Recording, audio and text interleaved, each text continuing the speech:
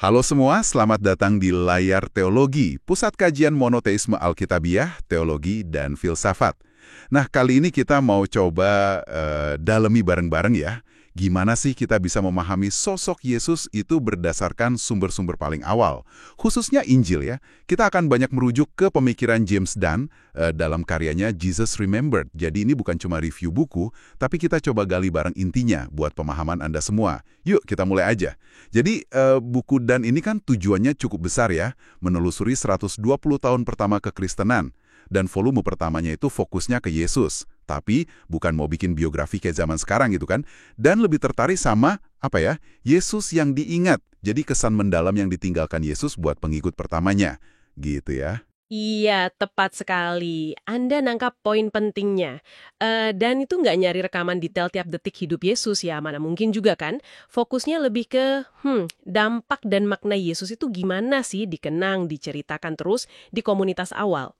Nah, untuk melacak Yesus yang diingat ini, sumber utama kita ya jelas, Injil Sinoptik. Itu Matius, Markus, sama Lukas. Yang sering ceritanya mirip-mirip, tapi ada beda dikit lah sudut pandangnya. Dan yang penting banget diingat, seperti kata Dan, Injil-Injil ini sangat dipengaruhi tradisi lisan sebelum akhirnya ditulis. Nah, ini nih tradisi lisan. Kedengarannya menarik. Kita kan sering bayangin Injil tuh langsung ditulis gitu aja ya. Bisa dijelasin lebih lanjut nggak? Gimana sih tradisi lisan ini bekerja? Terus dampaknya ke Injil yang kita baca sekarang apa? Buat kita yang mau paham Yesus lewat Injil, artinya apa? Oke, jadi tradisi lisan itu intinya proses cerita dan ajaran Yesus nyebar dari mulut ke mulut di komunitas Kristen awal gitu.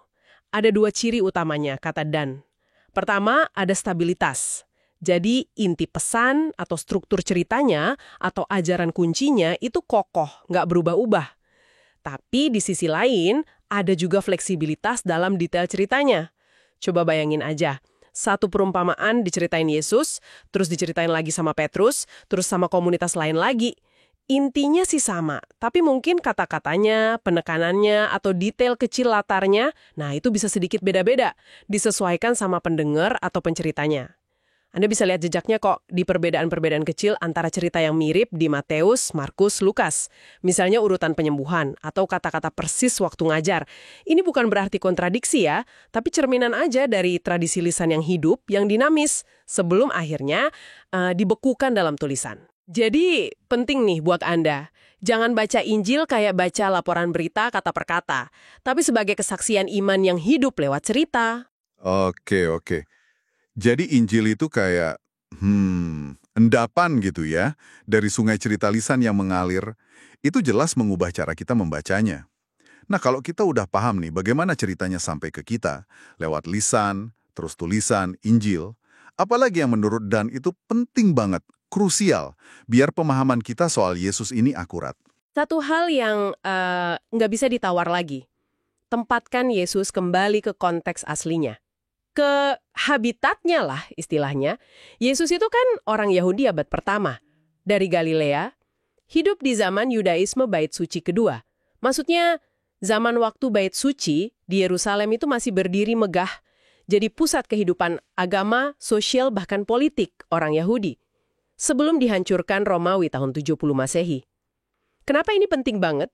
Ya karena tindakan Yesus, ajarannya, perumpamaannya, bahkan konflik-konfliknya itu nyambung banget sama konteks Yahudi waktu itu.